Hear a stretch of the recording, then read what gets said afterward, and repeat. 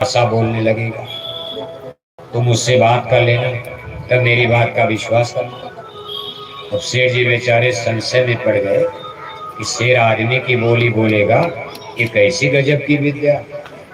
ये तो हम सतयुग में सुनते थे कि भाई आदमी जानवर की भाषा समझते थे, जानवर आदमी की भाषा, लेकिन ये तो कलयुग लगा हुआ है। कलयुग में तो केवल सुना जाता। कलयुग में ऐसा कहीं नहीं देखा गया कि बकरी की भाषा आदमी समझ जाए और आदमी की बात गाय और बकरी समझ जाए। लेकिन नानक जी की बात का विश्वास करके शेर जी बेचारे वहां पहुंचते हैं डरते डरते। सोने की थाली में भोजन, चांदी के लोटा में पानी, ये शेर जी की अलमारी में सजा करके सुरक्षित रखा गया था। ये इतने बड़े शेर थे, अपने जीवन में सोने की थाली में भोजन और चांदी के लोटा में पानी पीते थे।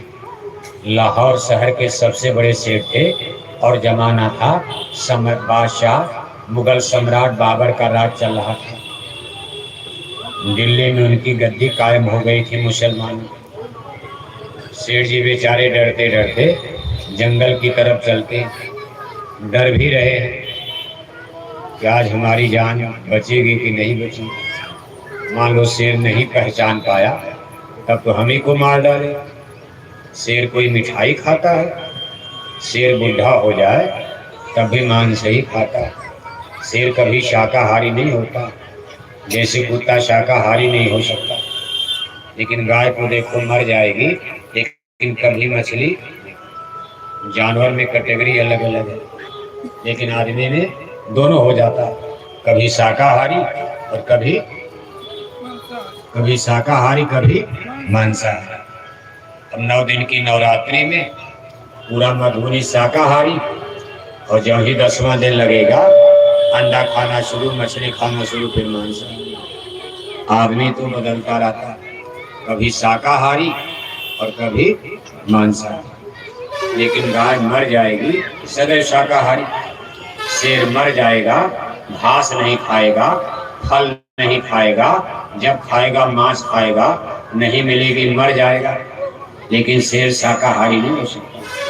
ये डिस्ट्रीब्यूशन नेचुरली कुदरत की तरफ से, भगवान की तरफ से शाकाहारी मांसाहारी। लेकिन आदमी और मनुष्य ये मिक्सचर चलता है, कभी शाकाहारी और कभी कोई व्रत कर लिया, पूजा करना है, कहा आज घर पूजवा है रे मोरे भाई, आज हमारे घर में पूजा है, छठ है, ललरी छठ है, तीज है, सोमवार का व्रत है, मंगल का व्रत है।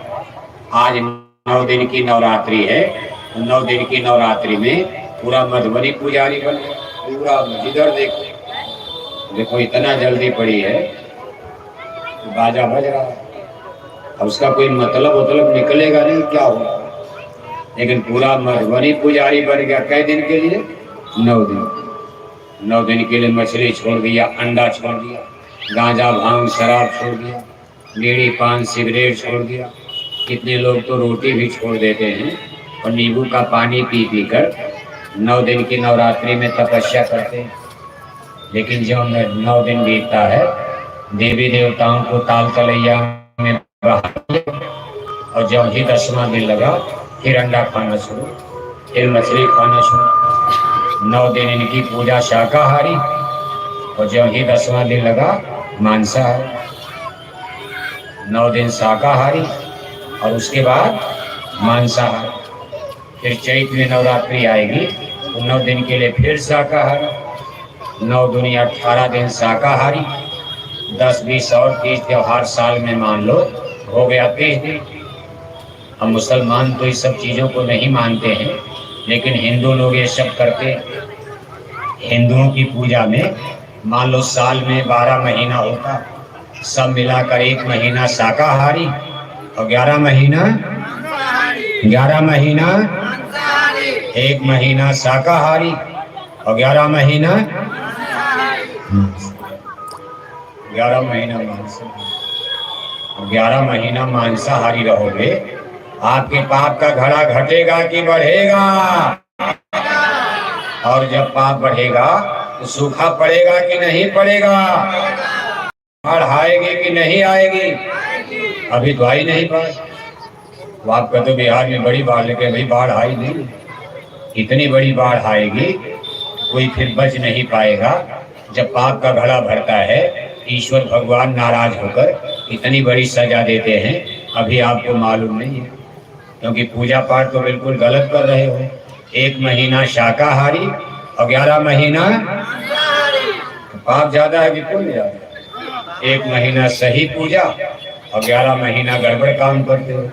अंडा खा रहे, मछली खा रहे, जय श्री राम बोले जा रहे, और 1-1 किलो मछली दिन भर बोलेंगे जय श्री राम।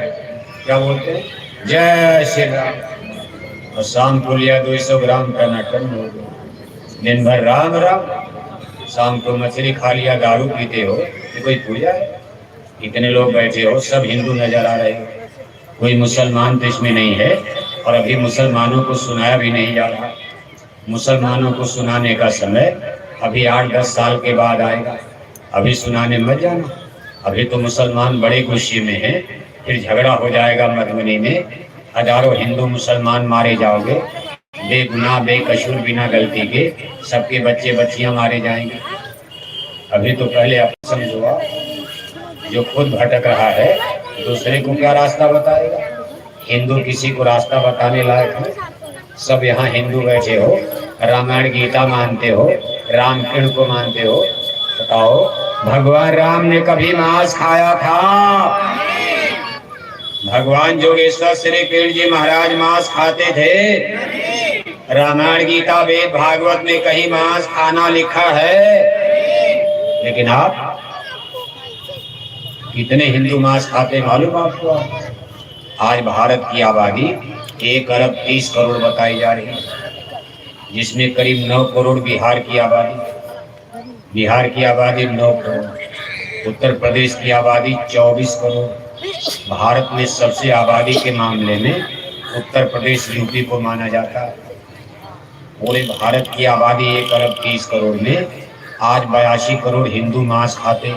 कितने हिंदू? 82 करोड़ हिंदू मांस खाते। बच गए कितने? 22 करोड़। 22 करोड़ हिंदू शाकाहारी और 82 करोड़ हिंदू। 22 करोड़ शाकाहारी और 82 करोड़ मुसलमानों में जब खोजोगे आप, तो मुसलमानों में तो 1 करोड़ भी शाकाहारी नहीं मिलेंगे। आप पूरे अपने मधुबनी जिले में मुसलमानों के घरों में सर्वे करो, भाई आप शाकाहारी हो कि मांसाहारी हो, वेजिटेरियन या नॉन वेजिटेरियन, तो आपका रजिस्टर खाली मिल जाएगा। हो सकता किसी मुसलमान को बीमारी लग गई हो, डॉक्टर ने बता दिया हो कि मांस मत खाना वरना मारे जाओगे, हो सकता शाकाहारी। क्योंकि मुसलमानों के दीन ईमान इस्लाम में पशु बलि को सपोर्ट किया जाता। जैसे उनका ईद का त्यौहार आता है, गाय मार दिया, ईद मुबारक। बकरीद का त्यौहार आता है, बकरी मार दिया, बकरीद मुबारक। पशु पक्षियों की बलि देकर ही उनके तीज त्योहार मनाए जाते हैं। मुसलमानों में कहाँ शाकाहारी खोजोगे? लेकिन हिंदुओं में एक अच्छा संकेत मिल रहा है। ये बड़े संतोष की बात है कि आज 22 करोड़ हिंदू भारत में आज भी शाकाहारी हैं। वैसे मांसाहारी हिंदुओं की संख्या तो बहुत ज्यादा है। 82 करोड़ हिंदू मांसाहारी, यानी 4 भाग हिंदू, 4 गुना मांसाहारी और 1 गुना शाकाहारी। 1 हिंदू शाकाहारी तो सामने 4 हिंदू मांसाहारी। 1 हिंदू शाकाहारी तो सामने 4 हिंदू मांसाहारी। अगर शाकाहारी हिंदू और मांसाहारी हिंदू में कहीं मान लो युद्ध हो जाए, लड़ाई हो जाए, हो सकता है। वैसे इससे उम्मीद नजर नहीं आ रही है, लेकिन अब युद्ध का क्या मतलब? भाई भाई में हो जाता है। जैसे आज हिंदू मुसलमान का द्वंद्व आप देख रहे हो, आखिर कौरव पांडव भाई ही तो थे, दोनों में युद्ध हो गया। क्यों हो गया? कौरवों का धर्म मांसाहारी और पांडवों का धर्म शाकाहारी।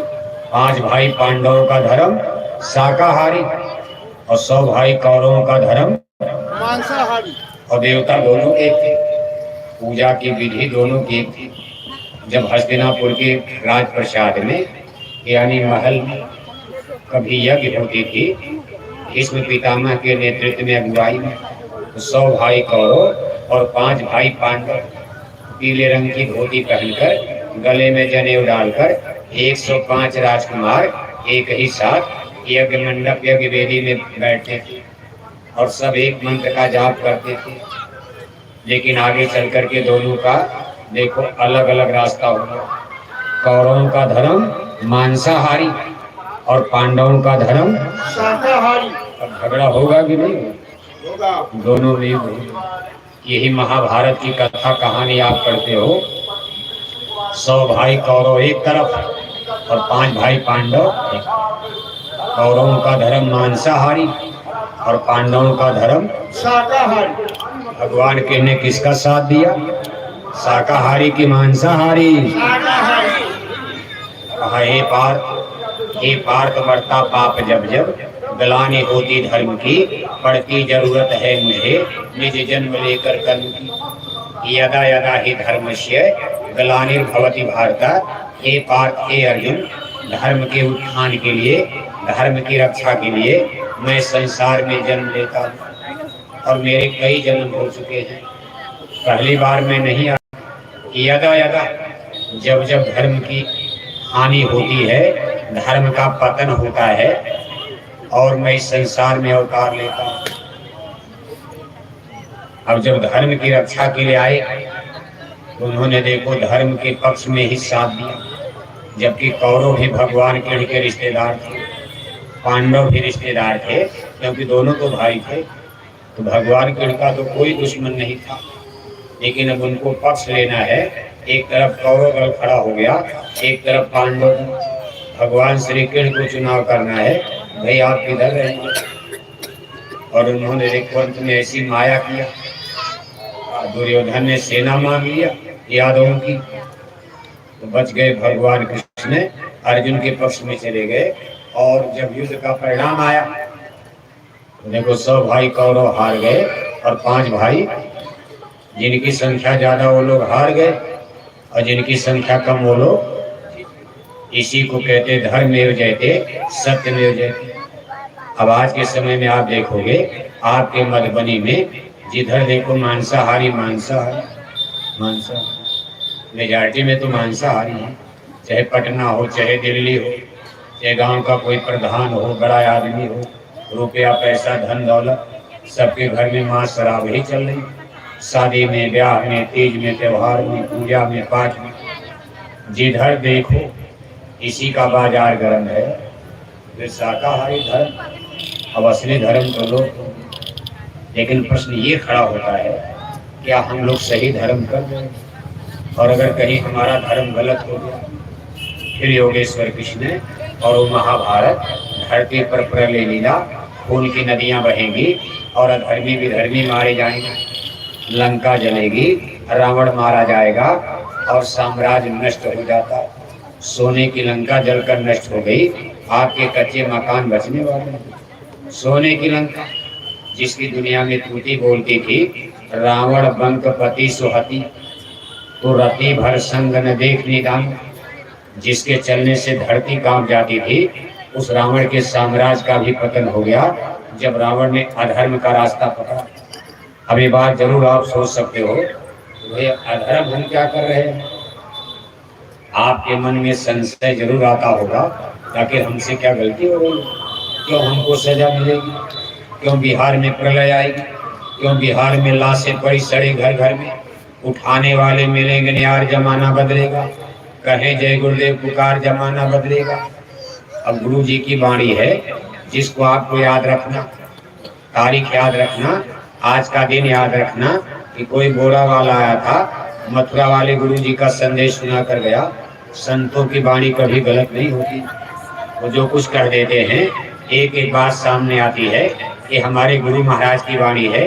एक ऐसा वक्त आएगा कि लाशें पड़ी सड़े घर घर में, आप घर के बाहर निकलोगे, सड़क पर, स्कूल में, अस्पताल में, घर के अंदर, घर के बाहर लाशें सड़ती नजर आएंगी, कोई उठाने वाला नहीं मिलेगा। लाश माने गाय भैंस की नहीं, आदमी की लाश। ये सब क्यों? हम श्राप देने नहीं आए। ये सब क्यों होगा कि हमने अधर्म का रास्ता पकड़ लिया। पहली बात तो ये समझ लो कि वास्तव में धर्म, जैसे हम लोग भगवान राम और भगवान कृष्ण की पूजा करते, आज अगर गौर से देखा जाए तो भगवान राम और भगवान कृष्ण ये हिंदू धर्म के सूरज माने जाते। महापुरुष तो हिंदू जाति में बहुत बहुत ऋषि मुनियों का, अवतारी पुरुषों का, तमाम साधु महात्माओं का नाम आता। लेकिन आज भी हिंदू धर्म में राम कृष्ण का स्थान सबसे सुपर और ऊंचा माना जाता। अगर राम और कृष्ण को हिंदू धर्म से निकाल दिया जाए, उनकी रामायण गीता को हिंदू धर्म से अलग कर दिया जाए, हमारा हिंदू धर्म अपने आप खत्म हो जाएगा। लेकिन आज इसको आप हिंदुइज्म कहते हो। हिंदू धर्म जब थोड़ा आप पीछे चलोगे, जैसे 5000 साल पीछे, जब मथुरा में महाराज कंस की जेल में यदकुल में यदुवंश में योगेश्वर श्री कृष्ण जी महाराज ने अवतार लिया था। 5000 साल पहले इसी धर्म को वैदिक धर्म कहा जाता था। तब इसका नाम हिंदू धर्म नहीं था। 5000 साल पहले द्वापर काल खंड में भगवान कृष्ण के अवतार के समय इसको वैदिक धर्म कहा जाता है। वैदिक धर्म उस धर्म को कहा जाता है जो वेदों के ज्ञान पर आधारित होता। वेदों की संख्या 4 बताई गई है, सामवेद, ऋग्वेद, यजुर्वेद, अथर्ववेद। इसमें 80,000 कर्म कांड, 16,000 उपासना कांड, 4,000 ज्ञान कांड, 1,00,000 श्रुतियाँ, जिसको आधुनिक युग में हम श्लोक भी कर सकते हैं। श्लोक उसको कहते हैं जो संस्कृत में कविता लिखी जाती है, जैसे हिंदी में लिखा जाता है आप गद्य और पद्य, इसी तरह संस्कृत में जो श्लोक लिखे जाते हैं, यानी जो कविता लिखी जाती है, उसको श्लोक में। ये कठिन भाषा संस्कृत में है। आज बड़े बड़े भारत के विद्वान भी वेदों की श्रुतियों का एक्सप्लेन नहीं कर पाते। नहीं तो इसमें इतनी बड़ी शक्ति है। अगर वेदों के फैक्टर फार्मूला को अगर भारत में कोई सिद्ध कर ले, इन मंत्रों के द्वारा जब चाहो आप पानी बरसा सकते हो, जब चाहो पानी को रोक सकते हो, आप किसी बीमार की बीमारी ठीक कर सकते हो, उसको पीजीआई नहीं जाना पड़ेगा, गरीब आदमी का 2 लाख खर्चा नहीं होगा। यहीं बैठ करके इन मंत्रों के द्वारा उसकी बीमारी को ठीक किया जा सकता। वेदों के इतने बड़े बड़े महामंत्र हैं, इनके द्वारा आप किसी को बेटा बेटी भी दे सकते हो। डॉक्टर नहीं दे पा रहे, लेकिन इसके द्वारा बेटा बेटी भी दे दिए जा सकते हैं। अंधे को आँख दी जा सकती है, बहरे को कान दिया जा सकता। लेकिन भारत में ये विद्या लोप हो गई। अब केवल जवानी पढ़ा जाता, इसको सिद्ध तो कोई कर नहीं पाता है। बस केवल लोग जवानी पढ़ते रहते और उच्चारण भी सही नहीं कर पाते। ये वेदों की श्रुतियाँ इतनी क्लिष्ट कठिन भाषा संस्कृत में है, और आज के ज़माने में संस्कृत कोई जल्दी जान नहीं पाता। क्योंकि अब एक नई भाषा हिंदी का जन्म हो गया, सब लोग हिंदी बोलने लगे, तो संस्कृत तो बहुत पीछे चली गई। और वेदों की महामंत्र श्रुतियाँ सब उसी कठिन भाषा संस्कृत में लिखे गए। उनको पढ़ने में ही हमको आपको पसीना आ जाएगा, सही उच्चारण करना कठिन हो जाता। जैसे वेदों का एक मंत्र है जिसको गायत्री मंत्र कहते हैं, उसका उच्चारण आज भी लोग करते हैं लेकिन सही नहीं कर पाते। जैसे ओम भूर्भुवः स्वः तस्मितुर्वरेण्यं भर्गो देवस्य धीमहि। अब ये देखो ऐसा महामंत्र है, इसको गायत्री महामंत्र कहते हैं। अब इसका अगर सही उच्चारण कर दिया जाए और इस मंत्र को जगा लिया जाए, आप तमाम देवी देवताओं का दर्शन कर सकते हो। लेकिन ये मंत्र इतना कठिन है, ये देखो देवियां बैठी हैं, अगर ये मंत्र हम इनको सुनाएं कई साल बीत जाएगा, इनको याद है नहीं होगा। याद होगा? जिनको बोलो ओम भूर्भुवः स्वः तस्मितुर्वरेण्यं भर्गो देवस्य धीमहि। क्या सुना? इनके लिए कोई सस्ता मंत्र है? यानी इसको आसान करना पड़ता है हर युग की परंपरा के अनुसार। लेकिन ये वेदों के बड़े बड़े फैक्टर, इस तरह वेदों में 80,000 कर्म कांड, कर्म कांड का मतलब कि राजा को कैसा होना चाहिए, प्रजा का धर्म क्या है, घर में माता पिता, ये सब हमारी सामाजिक व्यवस्था रीति नियम, ये सब देखो वेदों में लिखा है। और इसके 80,000 कानून बताए गए, 80 और 16,000 उपासना कांड। उपासना कांड ऐसे मंत्र हैं, इसमें आप मंत्र को सिद्ध करके किसी भी देवी देवता को आप प्रकट कर सकते हैं। अगर ये मंत्र आपने सिद्ध कर लिया और उस देवी देवता को फोकस करके उनको लक्ष्य करके आप मंत्र बोल रहे हो, थोड़ी ही देर के बाद ये देवता आपके सामने प्रकट हो जाएंगे। आप उनसे इच्छानुसार वरदान मांग सकते हैं। लेकिन कोई आदमी आपको उतने दान देगा जो उसके खजाने में होगा। मान लो खजाने में 1 लाख है और आप उससे 1 करोड़ मांगोगे, बेचारा कहाँ से देगा? 1 लाख में से 1,000, 10,000, 50,000 या बहुत बड़ा कर्ण की तरह दानी होगा, तो 1 लाख सब हमको दे दो, पूरा दे देगा। इसी तरह से देवी देवताओं के पास जितनी पावर और शक्ति है, उसमें से आप वरदान मांगोगे तो आपको दे सकते हैं। देखो एक बड़ा सुंदर दृष्टांत आता है और आप अच्छी तरह समझ जाओगे। कौंते महाराज की राजकुमारी कुंती, जो पांडवों की माता कही जाती है, ये जब अपने पीहर में मायके में थी, अभी इनकी शादी नहीं हुई थी। राजा के महल में राजकुमारी। एक बार गुरु दुर्वासा ये भारत के बड़े बड़े ऋषि मुनियों में, महात्माओं में इनका नाम आता है और इनका जन्म यादव वंश में हुआ था। इन्हीं के श्राप से यादवों का नाश भी हो गया था द्वारिकापुरी में। एक बार चूंकि बड़े बिगड़े दिमाग के थे, थोड़ा कड़े दिमाग के थे, एक बार ये वहां महल में पधारे राजा के। अब इनकी सेवा में कुंती लग गई। राजा ने सेवा में लगा दिया। कुंती ने दुर्वासा ऋषि की बहुत सेवा, खिलाना पिलाना, उनका बढ़िया बढ़िया भोजन पकवाना। और कई दिन राजा के महल में दुर्वासा ऋषि रहे।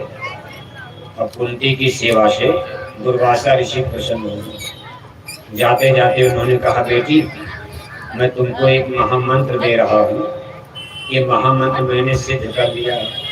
सिद्ध कर लिया, सीधे कोई नाम बोल देगा तब नहीं। और ऋषि दुर्वासा ने उसको तपस्या करके सिद्ध किया था। भाई ये महामंत्र मैं दे रहा, इस महामंत्र में शक्ति है, जिस देवता को चाहोगे तो ध्यान करके अपने सामने प्रकट कर सकती हो। और कान में धीरे से मंत्र दे दिया, कान में ऐसे कान में फूका कोई शब्द और अंदर में प्रवेश किया। दुर्वासा ऋषि तो खैर चले गए। द्रौपदी के मन में बराबर शंका बनी रहती कि गुरुवर तो मंत्र देकर चले गए, अब ये मंत्र सही है कि गलत है, कोई देवी देवता प्रकट होता है कि नहीं होता, या केवल मंत्र बोल देने से कोई देवता कहाँ से प्रकट हो जाएगा, आसमान में कहाँ से आ जाएगा। तो तमाम जो आदमी नहीं जान रहा है उसको शंका होगी। तो द्रौपदी के मन में, ये कुंती के मन में देखो बराबर शंका होने लगी। एक दिन डूब रहा था, पश्चिम दिशा में सूर्य नारायण लाली लेने वाले थे लालिमा। अपने महल के बुर्ज पर, छज्जे पर ऊपर खड़े होकर महारानी कुंती ने देखा अगल बगल कोई नहीं है। बस उन्होंने भगवान भास्कर का, सूर्य नारायण को याद करके और इस महामंत्र को प्रयोग कर दिया।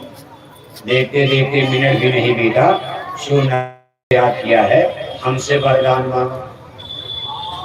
कुंती ने कहा, महाराज मैंने तो गुरु दुर्वासा के मंत्र की परीक्षा लिया, मैं कोई वरदान नहीं। तब सूर्य नारायण ने कहा कि ऐसा महामंत्र है, बिना वरदान दिए जा नहीं सकता है, आपको वरदान लेना पड़ेगा। और तब देखो सूर्य नारायण ने कुंती को और बिना सोचे विचारे पुत्रवती होने का आशीर्वाद दिया। मैं आपको वरदान देता हूँ, विश्व विजेता, संसार में बड़ा नाम कमाएगा, ऐसा सुंदर और वीर पुत्र आपको पैदा होगा। वो तो वरदान देकर चले गए। और अब कुंती को चिंता हो गई कि मेरी तो शादी नहीं हुई और पुत्र पेट में अब पलना शुरू। कुंती को बड़ी चिंता हुई, भाई दुनिया क्या कहेगी या फिर कैसे पुत्र, शादी हुई नहीं, अभी ब्याह हुआ नहीं और बेटा कैसे पैदा होगा। अब वो महल के अंदर चुपचाप 9 महीने तो किसी तरह छिपाया। जब कुंती इस पर रोने गाने लगी तो फिर सूर्य नारायण प्रकट होकर उन्होंने वरदान दे दिया कि 9 महीना बीत जाएगा लेकिन तेरे पेट में कोई बाहर से आभास नहीं कर पाएगा, तेरे पेट में कोई बच्चा है। 9 महीना के बाद ये सीधे जन्म लेगा और ये मेरा अंश होगा। इसको सूर्य पुत्र कहा जाएगा। इसको मैं अपनी स्पेशल शक्ति, ऊर्जा, एनर्जी से संसार में शक्ति देकर पैदा करूंगा। और देखो 9 महीने के बाद बेटा तो पैदा हो गया, लेकिन कुंती को बड़ी चिंता। तब उन्होंने एक टोकरी में, एक सोने के बक्से में, वो राजकुमारी कोई कमी तो की, बक्से में बंद करके खूब और ले जाकर के बगल में गंगा बहती थी, उनके महल के पीछे गंगा नदी थी, उन्होंने ले जाकर के गंगा में और बच्चे को रख के बहा दिया। खैर कोई माता जल्दी ऐसा कर नहीं सकती है, लेकिन महारानी कुंती की ये भूल कही जाए या उनको अपनी मर्यादा भी कोई चीज होती है। उन्होंने बच्चे को सुरक्षित गंगा के पानी पर बहा दिया। अब बच्चा उसी में क्या क्या क्या उसी दिन बहा दिया। महल में रहते तो हल्ला मच जाता, भाई कौन रो रहा। अरे महल में बच्चा रो रहा, बच्चा रो रहा। द्वारपाल दौड़ते राजा को सूचना होगा, तुरंत ले जाकर गंगा में जब पानी में बहता आगे बढ़ा तो बच्चा कहाँ कहाँ रोने लगा। तो हस्तिनापुर नरेश महाराज धृतराष्ट्र का सारथी, जो उनका रथ हाँक रहे थे, उनका घर गंगा के किनारे था। शाम का समय, रात का समय, वो शाम को अपने घर चले आते थे। जब उन्होंने देखा कि नदी में और कोई बच्चा रोता जा रहा है तो दौड़ करके उस सारथी ने, राजा धृतराष्ट्र के सारथी ने उस बक्से को पकड़ लिया। देखा तो बहुत सुंदर बच्चा, कोई मामूली लड़का तो था नहीं। चमचम सूरज की तरह चेहरा चमक रहा, सोने की तरह शरीर, कवच और कुंडल से लैस।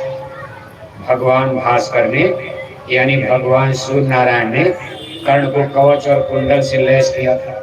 कितनों बाण का कवच का मतलब कितनों बाण मारा जाएगा, शरीर में धस नहीं सकता था, ऐसे उनके शरीर को ढक दिया था। जन्म लेते ही इन्होंने ला करके इतना सुंदर बालक, बड़े खुश हो गए और कर्ण को अपने झोपड़ी में, महलों का राजकुमार, आज देखो समय बलवान होता, एक झोपड़ी में कर्ण का पालन पोषण होता। यही बालक आगे चलकर महाबली कर्ण के नाम से, दानवीर कर्ण के नाम से इतिहास में प्रसिद्ध होता है। कहने का मतलब यह है, इस महामंत्र की इतनी बड़ी शक्ति होती है, लेकिन आज भारत के विद्वान इन महामंत्रों के बारे में अपरिचित हो गए।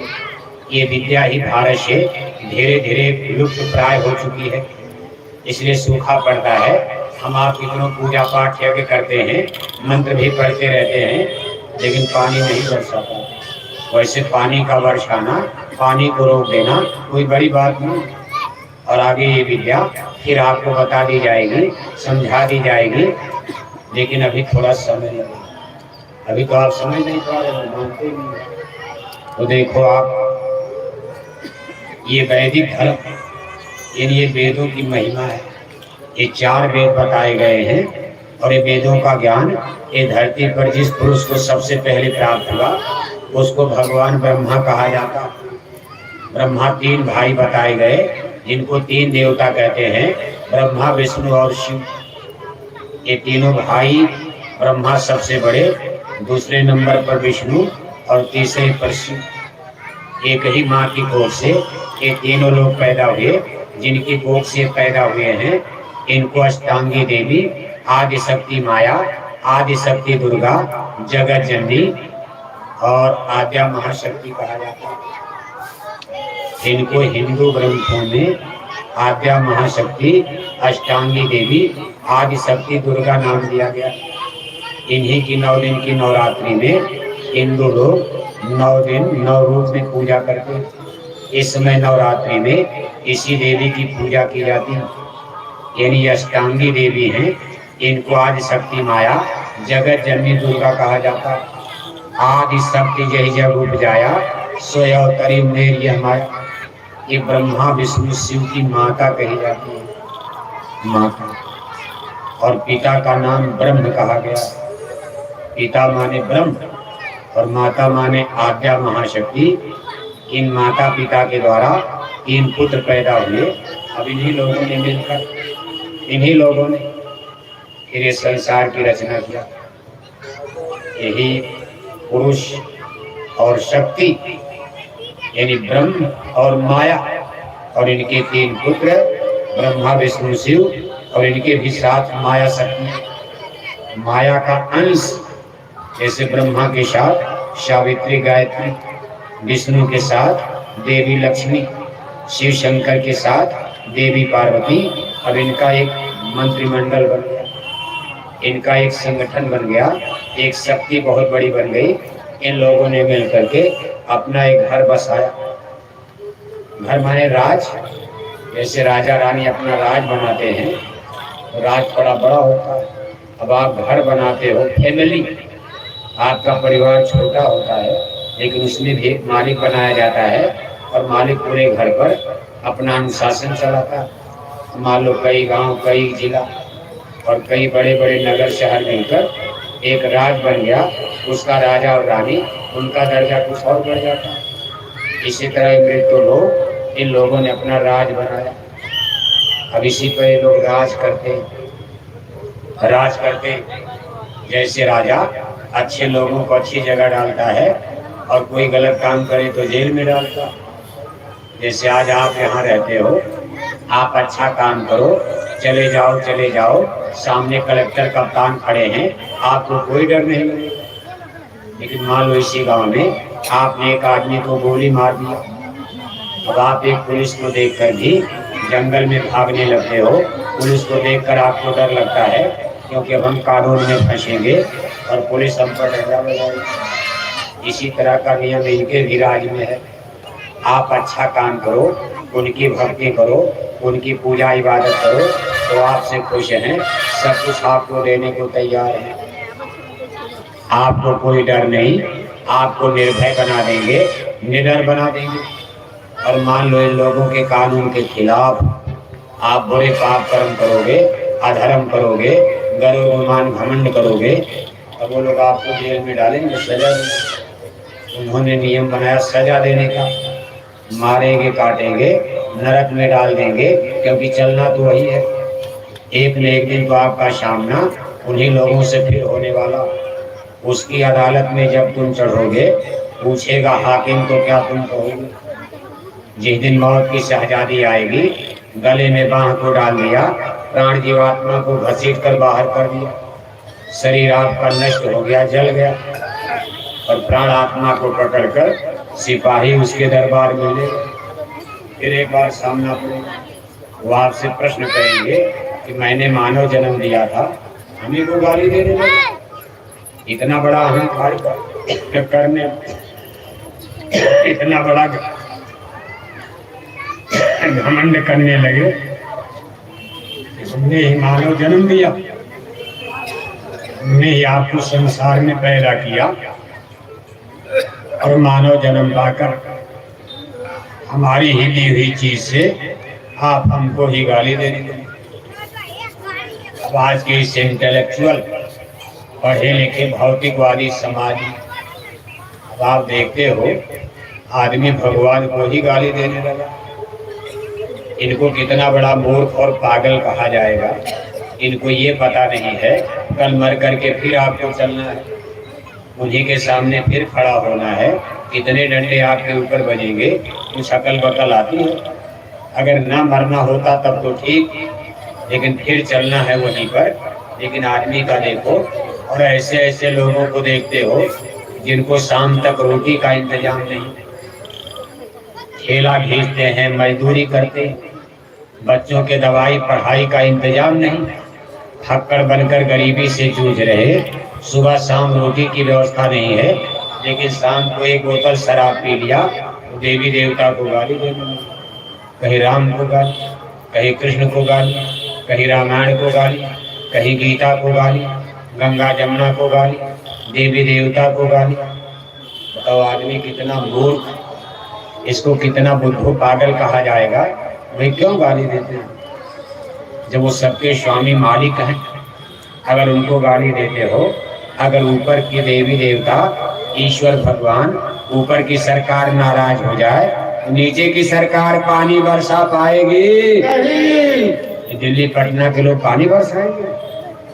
अगर ऊपर के देवी देवता नाराज हो जाएं तो दिल्ली पटना के एमपी एमएलए पानी बरसाएंगे नहीं। अरे पानी तो नहीं को बरसाना है। और अगर पानी नहीं बरसेगा, आपके मधुबनी में, आपके खेत में गेहूं चावल अनाज फल फूल पैदा होगा नहीं। और अनाज नहीं होगा तो खाओगे क्या? हिंदी अंग्रेजी की डिग्री खाओगे, स्कूल अस्पताल सड़क खाओगे, ये हवाई जहाज फोड़कर खाओगे, फैक्ट्री कारखाना खाओगे, ये 5-5 हजार की साड़ी धोती पहने हो, इसी को फाड़ कर खा जाओगे। कार मोटर मोटरसाइकिल खाओगे। अरे अन्न प्राण तो अन्न में होता। आपके इस गाँव मधुबनी में, आपके गांव में घर घर में कोठी हवेली बनवा दिया जाए और सबके घर में बोरा का बोरा कागज का नोट सोना चांदी भर के रख दिया जाए और आपके घर में 10-20 किलो गेहूं चावल न हो, एक हफ्ते के अंदर सूट बूट टाई कोट बांधे हुए अपने कुर्सी पलंग पर मरे मिलोगे, कोई जिंदा बचेगा नहीं। और ये हमारी मधुबनी की धरती माता आपको किस्म किस्म का फल, किस्म किस्म की सब्जी, किस्म किस्म का अनाज तब तक देती रहेगी जब तक ऊपर की सरकार पानी बरसाती रहेगी। अगर ऊपर की सरकार ने पानी बरसाना बंद कर दिया, मधुबनी की धरती माता ऊसर बंजर हो जाएंगी, फिर कोई अनाज फल पैदा होगा नहीं। फिर खाओगे क्या? कभी सोचा आपने?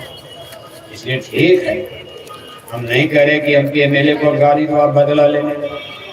अब तक तो एमपी एमएलए को भगवान मान लिया आपने। अब आप नेताओं को भगवान मान गए और जो असली भगवान उसको गाली देने लगे। यहाँ की नकली सरकार को आपने असली मान लिया और असली सरकार को आपको समझते ही नहीं हुआ। चलो इस भी सरकार को मानो, दिल्ली पटना की भी सरकार को मानो, लेकिन उस सरकार को नाराज क्यों करते हो? वो तो नाराज हो चुके और आपके बस का नहीं खुश कर पाओ, अब उसको साधु संत ही उनको मनाएंगे। हे परमेश्वर, इनको एक बार माफ कर दीजिए। अगर माफी आपको मिल गई तब तो बच जाओगे, वरना विनाश मिलेगा परमेश्वर की तरफ से। अभी आपने कोरोना देखा था, अभी तो एक बीमारी देखे हो, कोरोना महामारी। आगे कोरोना का दादा आ रहा, दादा समझते हो, कोरोना का दादा आ रहा। ये नहीं मानो कोरोना का परदादा आएगा। एक मामूली वायरस ने सारी दुनिया को लाक कर दिया, सारे सिस्टम आपके डैमेज हो गए, महंगाई बढ़ गई, सारा संसार, और कितने लोग मारे गए मामूली कोरोना वायरस में। और केवल भारत बिहार ही नहीं, पूरे विश्व में एक साथ। आपने ईश्वर भगवान को क्या मजा समझा? उनकी क्या लीला हो जाए, कैसे नाराज होकर सजा दे दे और संसार में हाहाकार प्रलय मच जाए। इसलिए नेताओं के कहने पर आप भगवान को गाली देने लगे। अब नेताओं का कोई धर्म है? बस दिल्ली पटना में बैठकर बोतलें पीते रहे, भारत माता की जय बोलते रहे और विदेशी बैंकों में खाता खोलते रहे। बोतलें पीते रहे, भारत माता की जय बोलते रहे और विदेशी बैंकों में खाता खोलते रहे। अगर सही जांच करवा दी जाए तो बिहार के 90% नेता सीधे जेल में चले जाएंगे। अभी तो पक्षपात हो रहा है, सही फैसला तो कोई कर नहीं पाता। अगर सही जांच बैठाई जाए, हर पार्टी के 90% नेता जेल में चले जाएंगे। इन्होंने देश की जनता को इतना धोखा दिया है। दारू और शराब पी करके, दारू शराब के नशे में इन्होंने धर्म को नाश कर दिया, कर्म को नाश कर दिया, इज्जत आबरू मान सम्मान का सत्यानाश कर दिया। स्थिति वहां तक पहुंच गई है, आज बेटियां शराब पीने लगी। हम गप नहीं बोल रहे।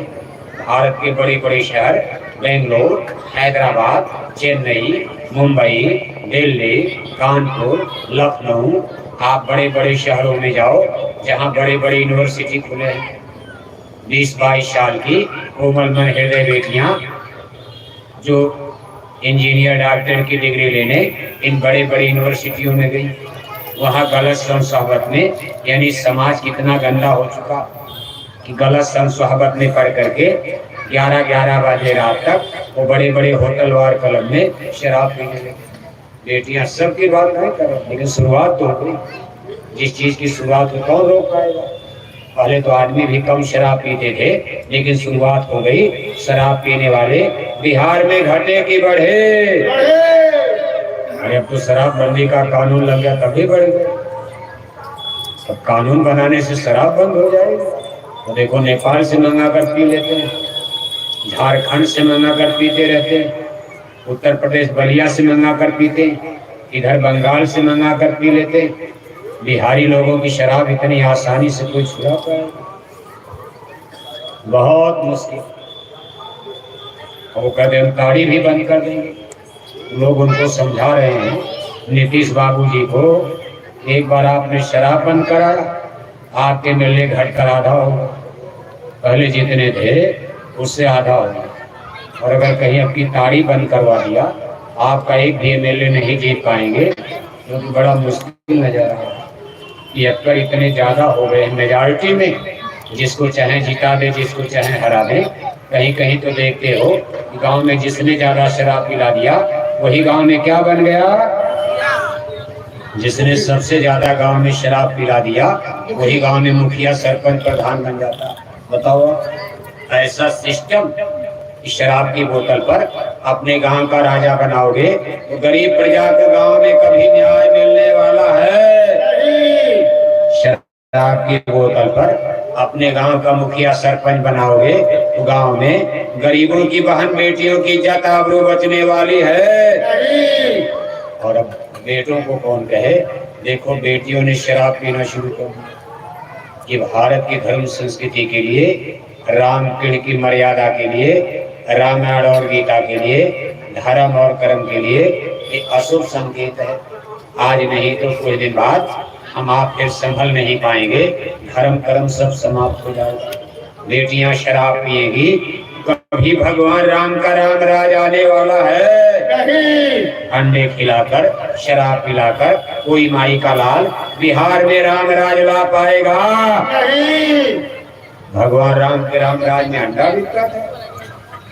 कहीं रामायण में पढ़ेगा भगवान राम के राम राज में शराब बिकती थी। भगवान राम के राम राज में लड़कियां, देवियां, औरतें शराब पीती थी। लेकिन वो लोग देखो दिल्ली, पटना में बैठकर कहते हैं कि हम राम राज लाएंगे। लेकिन कैसे संभव? जब तक अंडे और शराब चलते रहेंगे कभी राम राज आने वाला है? इसलिए राम राज में ही रावण राज आएगा। रावण राज आ गया। हमारी छोटी छोटी उम्र में बेटियों का बलात्कार होता है, इतने को रोज मौत के घाट उतारा जाता है। इतना पाप तो रावण ने भी नहीं किया। सीता का भी रावण ने सम्मान किया। जिस रावण को आप असुर राक्षस कहते हो, रावण ने भी सीता को 1 महीने का समय दे दिया। और आज आप देखते हो बेटियों को चुरा करके बलात्कार करते हैं, मरने के लिए सड़कों पर फेंक कर चल देते। आदमी कितना निकृष्ट कर्म करता जा रहा है। न कहीं धर्म कर्म, कहीं कुछ नजर आता है। इसलिए इन चीजों पर आज देखो जय गुरुदेव धर्म प्रचारक संख्या मथुरा, हमारे गुरु महाराज इन चीजों को स्थापित करने के लिए जय गुरुदेव संस्था की उन्होंने नींव डाली। और लगातार लाखों लोग टाट बोरा पहनकर, लाखों लाख भाई बहन ये शाकाहारी जैकेट पहनकर, अपना पर्चा पोस्टर बनाकर, अपना झंडा बैनर, अपना रुपया पैसा खर्च करके और बराबर गांव गांव घर घर जाकर लोगों को शाकाहारी धर्म का, सच्चे अध्यात्मवाद का लोगों को संदेश सुना रहे, बता रहे। इस तरह से पूरा पहनकर, इस तरह से शाकाहारी जैकेट पहनकर, इस तरह से सत्संग करके, इस तरह से प्रचार करके गांव गांव में शाकाहारी धर्म का प्रचार कोई और संगठन कर रहा है? अब संगठन तो शाकाहारी बहुत है। जैसे भारत में देखो 4 प्रमुख शंकराचार्य हैं, जिनको हिंदू धर्म का शिरोमणि कहा जाता है। ये 4 पीठ बने हैं। जैसे इधर पश्चिम में द्वारिकापुरी है, इधर जगन्नाथपुरी है। अब 4 तो हमारे शंकराचार्य, उनके जगह जगह आश्रम और पीठ हैं। उसमें हजारों हजार लोग, उनके चेला और शिष्य सब शाकाहारी। ऐसा नहीं कि लोग मांसाहारी, सब लोग शाकाहारी हैं। तमाम और महात्माओं को देखो, आप मथुरा वृंदावन जाओ, सैकड़ों आश्रम वृंदावन में है, और हर महात्मा के आश्रम में हजारों हजारों शिष्यगण, सब शाकाहारी। आप राधा स्वामी मिशन का नाम सुनते हो, कितने लाख लोग शाकाहारी। आचार्य श्री राम शर्मा का एक गायत्री परिवार वालों को देखो, लाखों लाख लोग शाकाहारी। सतपाल महाराज, जोगेश्वर महाराज, कितने और कितने तो ऐसे शाकाहारी संगठन जिनके गुरु लोग इस समय देखो जेलों में डाल दिए। 10-10 लाख लोगों को शाकाहारी बनाए, लेकिन वो आज इस समय सरकार की जेलों में बंद है। इस तरह से सबका मिलाकर 22 करोड़ लोग आज इन महात्माओं की मेहनत से भारत में 22 करोड़ हिंदू शाकाहारी बन गए। अगर इन महात्माओं ने मेहनत न किया होता, कोई शाकाहारी बचता अब तक? अगर संतों का प्रचार न खड़ा होता, शाकाहारी का, साधु महात्मा भारत में न होते, तो हमारे एमपी एमएलए नेता लीडर सबको भी धर्मी बना देते। मुर्गी पालन, मछली पालन, सुअर पालन खोल करके इन्होंने सबको भी धर्मी बनाया। साधु महात्मा रोक रहे हैं, मना कर रहे हैं, इससे बिहार का विकास नहीं होगा। मुर्गी पालन खोलकर, मछली पालन खोलकर, सुअर पालन खोलकर कभी मनुष्य का नैतिक बल, जैसे कोई वेश्या कितना पैसा कमाती, पैसा कमा करके सबसे महंगी साड़ी पहनती है, सबसे सुंदर गहने पहनती है, लेकिन वेश्या का चरित्र खत्म हो जाता। उस वेश्या का इतिहास में फिर कहीं नाम लिया जाता। ये नाचने गाने वाले, फिल्मों में जो लोग काम करते हैं, इनको कभी सती सावित्री, सीता अनुसुईया नहीं कहा जाएगा। ये भले करोड़ों कमा लें, रोज टेलीविजन पर इनका नाम आता है, दुनिया इन पर भले फिदा हो जाए, लेकिन जब इतिहास लिखा जाएगा तो सती सावित्री, सीता अनुसुईया, कर्णावती, दुर्गावती, पद्मावती को आगे भी भारत में याद किया जाएगा। फिल्मों के हीरो और हीरोइन को कभी गांधी सुभाष नहीं कहा जाएगा। आदमी का नैतिक बल सबसे बड़ी शक्ति और पावर होता है। नैतिक बल से समझौता करके, अपने चरित्र बल से समझौता करके, धर्म कर्म से समझौता करके, दीन ईमान से समझौता करके कोई भी विकास आपको कभी सुख नहीं दे सकता है। फिर अंत में रावण की लंका की तरह से सर्वनाश हो जाएगा। रावण ने धर्म कर्म से समझौता करके सोने की लंका बना लिए, लेकिन रहा न कुल कोई रोवनिहार, सारे साम्राज्य का विनाश हो गया। इसलिए धर्म को बचाओ, मानवता को बचाओ। पैसा भले कम है, भले आप गरीब हो, लेकिन सेवरी अमर हो गई। सेवरी के पास कुछ नहीं था, आज इतिहास में अमर है। लाखों वर्ष बीत गए, सेवरी को हिंदुस्तान में लोग भूल नहीं पाए। कितने राजा रानी हुए, किसी का नाम कोई जानता है? कबीर को याद किया जाता है, जुलाहे के लड़के थे। रविदास को याद किया जाता था, चमार घर में पैदा हुए। ये लोग कोई राजा महाराजा थे? उस जमाने के राजा रानी को कोई नहीं जानता, लेकिन कबीर, नानक और रविदास, गोस्वामी जी महाराज, स्वामी विवेकानंद, दयानंद सरस्वती आज भी भारत में याद किए जाते हैं। इसलिए जिसका नैतिक बल होगा, सच्चाई होगी, धर्म और अध्यात्म होगा, एक पिलर और स्तंभ जिसका मजबूत होगा, वो इतिहास पुरुष बनता है, इतिहास में अमर होता है, और उसकी शिक्षा को लोग ग्रहण करते हैं। इससे समाज का विकास होता है, अच्छे घर परिवार समाज का निर्माण होता है, अच्छे राष्ट्र का निर्माण होता है, अच्छे संस्कारवान बच्चे बच्चियां जन्म लेते हैं। महात्माओं की सच्ची शिक्षा पढ़ोगे, माँ बाप की कोख में अच्छे बेटा बेटी पैदा होंगे। फिल्मी गाना सुनोगे तो राणा प्रताप पैदा होंगे। दिन रात फिल्मी गाना सुन रहे हो, आपकी कोख से गांधी महात्मा, नेताजी सुभाष चंद्र बोस, भगत सिंह पैदा करोगे। वही नचनिया गाने पाने वाले, बीड़ी पीने वाला, गांजा पीने वाला, शराब पीने वाला, दारू पीने वाला बेटा बेटी पैदा करोगे, बुढ़ापे में खोपड़ी पर डंडा बजाएगा, तब आप रोते हो कि मेरा बेटा तो नालायक हो। अरे जब आप खुद नालायक थे तो नालायक की कोख में लायक कहाँ से पैदा होगा? बोया पेड़ बबूल का, आम कहाँ से खाए, खेत में बीज बो दिया कांटे का, अब कहते आम का फल खाएंगे। आम का फल खाना है, आम का पेड़ लगाना है। अब आप बोले नहीं नहीं हम गांधी पैदा सुभाष पैदा हो, कर्म आपका पूरा ही कर्म, जैसा आपका संस्कार कर्म है उसी तरह बेटा बेटी का संस्कार बिगड़ता जा रहा है। और सारे संसार में, सारे समाज में बुराई, भ्रष्टाचार।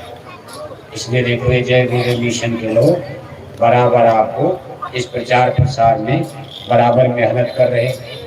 आप इनका सहयोग दो, साथ दो, जिससे समाज को अच्छा बनाया जा सके। जब अच्छा समाज बन जाएगा, आपकी आत्मा के कल्याण का रास्ता भी बिल्कुल आसान हो जाएगा।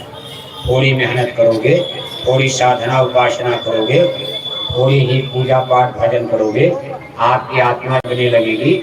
और जब आत्मा जगने लगेगी तो सर्व सुख सच्चा आनंद तो आत्मा जगने में मिलेगा। सच्चा आनंद जिसने पाया, कहा ना सुख विद्या के पढ़े, ना सुख वाद विवाद, साध सुख जो कहें लागे सुन समा। साध का मतलब जिसने अपने इंद्रियों को साध लिया, बस में कर लिया, जिसने अपने मन को बस में कर लिया और मन बुद्धि चित्त का कंसंट्रेशन, अपने मन बुद्धि चित्त को संसार और माया की बाजार से हटाकर यहाँ दोनों आंखों के बीच में एकाग्र किया, तब आत्मा जगती है। आत्मा जगती है तो सामने राम नाम बड़ी प्रकट हो जाती है। राम नाम मर दीप धर, जी हृदय हरिद्वार, स्वामी भीतर बाहर जो साहस। जब राम नाम बड़ी प्रकट होगी, आपकी खोपड़ी प्रकाश से भर जाएगी। ये बाहर में जो सूरज देखते हो, अंदर में करोड़ों सूरज, करोड़ों करोड़ों सूरज, इस तरह के करोड़ों सूरज अंदर के सूरज के सामने शर्मिंदा होते हैं। अंदर में जो सूरज है, जिसको रामायण में राम नाम बड़ी कहा गया, ये ज्ञान का सूरज है। इसके प्रकट होने से कभी आदमी भटक नहीं सकता, लेकिन इसको जगाओ तो, और तभी जगा पाओगे जब थोड़ा तन मन को शुद्ध करो। और इसको शुद्ध साफ करने के लिए अपने खान पान को शुद्ध करना पड़ता है। जैसे गंदे बर्तन में दूध को रख दो, फट जाता है। बर्तन को मांज करके रखो, कई घंटा रखोगे, दूध फटता नहीं। इसी तरह कहा निर्मल मन, निर्मल मन जन सो मोहि पावा, मोहि कपट छल छिद्र मिटावा। राम नाम बड़ी वही प्रकट होती है जब मन निर्मल हो जाता है। अब आप गंदे विचार वाले हो, लेकिन राम राम राम राम जपते रहो, कैसे होगा? पहले इस तन मन को माजो, शुद्ध करो, साफ करो, अपनी बुराई को दूर करो। इसीलिए सत्संग जारी होता है। इस सत्संग जन जो कोई पावे, मैलाई सब कट कर जाए। सत्संग रूपी ज्ञान मंदाकिनी ज्ञान गंगा में जब कुछ दिन आते जाते रहोगे, तो मन की काई खुलती है, निर्मलता, पवित्रता, अच्छे विचारों की उत्पत्ति होती। बोलो जय गुरुदेव, जय गुरुदेव। देखो प्रेमी भाई बहन, ये एक लघु सत्संग बड़ी जल्दी, कार्यक्रम तो एक ही था मधुबनी जिले के लिए, आपके दरभंगा जिले के लिए, लेकिन अब आपकी अपील हो गई। मैं भाई मधुबनी जिला अलग है, दिया तो रहा था तो दरभंगा को, इसलिए उसी में दो भाग हो गया दिन पे ही, क्योंकि आगे कार्यक्रम मधेपुरा का कल है, क्योंकि आगे तो बदला नहीं जाएगा, क्योंकि महीने का 1.5-2 महीने का कार्यक्रम लगा। एक दिन बदल जाएगा तो सब गड़बड़ हो जाता, इसलिए कई दिन में 2 हो गया। अभी देखो सुबह में आपके दरभंगा में भी हो गया और अब आपकी मधुबनी में भी हो गया, लेकिन मधुबनी का दरभंगा से अच्छा हो गया। सबसे बड़ी बात तो यह है, जिस मधुबनी को कमजोर माना जाता था, आपको दरभंगा से आगे निकल गया। दरभंगा के कार्यक्रम से ये सुंदर कार्यक्रम आपकी मधुबनी का हो गया। इसके लिए हम इस इलाके के, क्षेत्र मधुबनी जिले के सभी प्रेमी भाई बहनों को, सेवादार लोगों को, इन्होंने इतनी मेहनत करके एक पंडाल, लाउड स्पीकर लगाना, मंच बनाना, और सबके लिए प्रसाद का ज्ञान करना, सब लोगों ने सहयोग किया, सबको बहुत बहुत धन्यवाद देती हूँ। आगे भंडारे का कार्यक्रम आ रहा 1 से 5 दिसंबर तक मथुरा में होगा। अब आप उसमें चलने की तैयारी करें। पूज महाराज जी का काफिला जन जागरण यात्रा, इसमें राजस्थान प्रदेश में करीब 2.5 महीने का काफिला है और बड़ा सफल हो रहा है कार्यक्रम। बहुत ज़्यादा राजस्थान में हो रहा है। इतनी गर्मी में टेम्परेचर में देखो, इतनी कड़ी मेहनत पूज महाराज जी देश हित समाज हित मानव हित आत्माओं के कल्याण और हित के लिए बराबर कर रहे हैं। आप सब लोग इसमें सहयोग करो, यही अपेक्षाओं के साथ बोलो जय गुरुदेव।